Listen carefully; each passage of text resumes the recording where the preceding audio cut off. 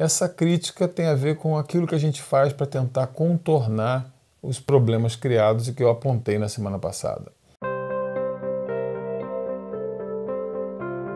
A realidade, ela é uma construção artificial feita a partir de uma ideologia qualquer que diz pra gente o que é importante, o que não é importante.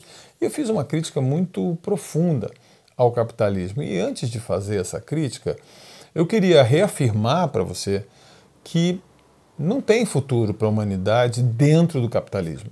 Não existe como a gente imaginar um futuro para toda a humanidade no qual o planeta suporte, a natureza suporte, as demais espécies suportem a destruição, a demanda por produtos. Por exemplo, tudo que você está vendo, né? Essa câmera que está nos filmando, a roupa que você veste, o cenário que você tem aqui em volta dentro da minha casa, a roupa que eu visto, tudo isso aqui veio obrigatoriamente da natureza. Não tem um metal aí que não estivesse a ser minerado dentro de uma mina qualquer, dentro de um buraco qualquer.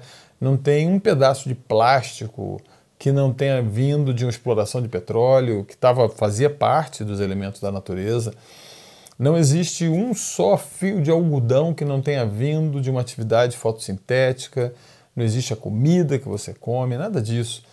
E se a gente mantiver esse processo de acumulação capitalista, essa promessa enlouquecida dessa cenoura na frente do burro, olha, a realidade que a gente cria, essa realidade super otimista que a gente cria, ela vai ser confrontada com um real muito ruim, que vai acabar fazendo o óbvio porque esse planeta tem feito. Quando uma espécie se torna insustentável, ela desaparece. E a gente desaparece junto com isso. Mas aí, com toda a crítica que a gente fez na semana passada, que eu não vou me repetir aqui agora, a gente vê muita proposta de tentar resgatar pessoas que estão numa situação de opressão, de desigualdade, de falta de equidade, né?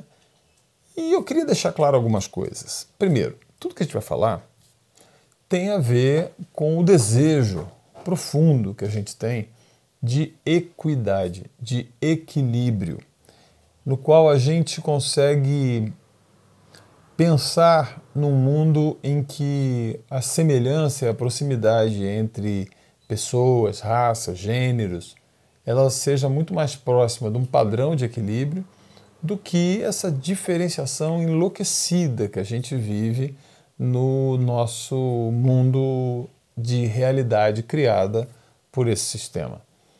O primeiro assunto que eu queria tratar com você é exatamente esse. Até os anos 60, o que a gente tinha na nossa mão? A gente tinha uma realidade proposta por um pensamento capitalista, por um modo de produção ocidental capitalista, que tentava crescer e se hegemonizar no mundo todo, e ele era confrontado por um outro modo de produção, igualmente industrial, igualmente predatório, mas que se propunha não ser o modo ocidental capitalista de produzir.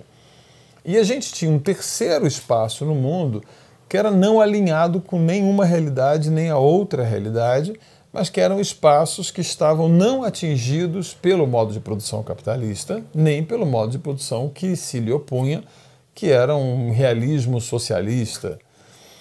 Bom, o que acontece de 68 para 84? Em 1968, você vê duas realidades se chocarem. Talvez até essas três realidades em alguns movimentos mais libertários. E eram realidades se chocando, disputando corações, disputando narrativas, disputando pessoas.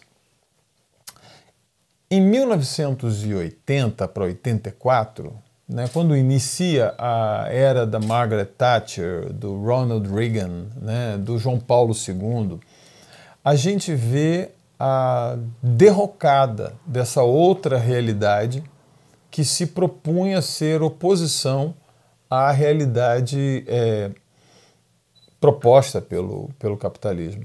E ela foi muito rapidamente englobada, né?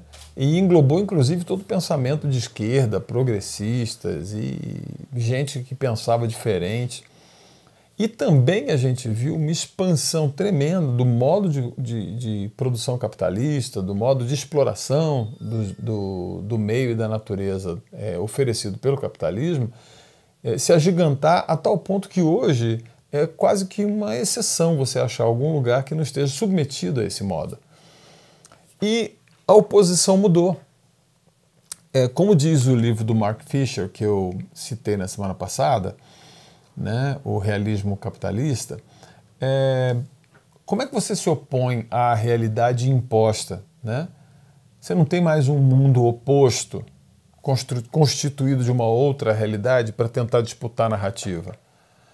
O que você tem, de um lado, é gente que faz filmes como Wall-E. Você lembra desse filme, né? Wall-E é um filme que mostra, basicamente, para onde a gente está caminhando na exploração absurda, né, que o capitalismo se propõe.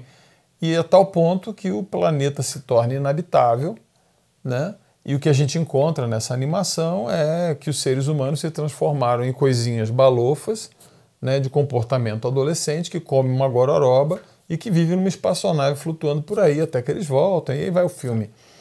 E o que passou a acontecer com a gente? A gente não propõe mais uma realidade alternativa, um outro modo de ser, um outro jeito de olhar.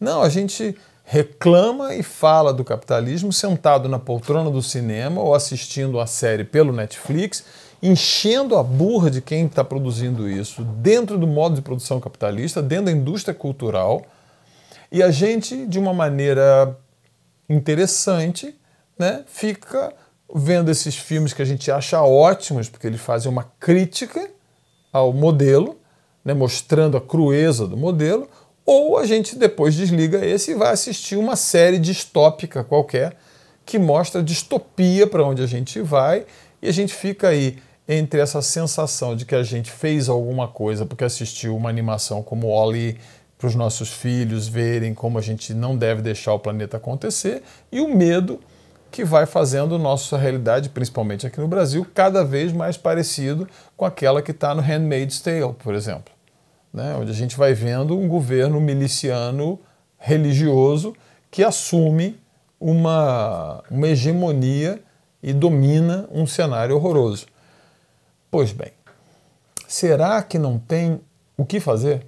Porque o que eu vejo nas reações, e esse é o tema dessa semana, é que elas, na verdade, usam a mesma plataforma. E é isso que a gente vai ver nos episódios dessa semana, que eu espero contar com você para a gente trabalhar daqui para frente. Amanhã a gente continua aprofundando o tema. Enquanto isso, compartilhe, deixe seu comentário, sugira outros temas que você gostaria de discutir por aqui.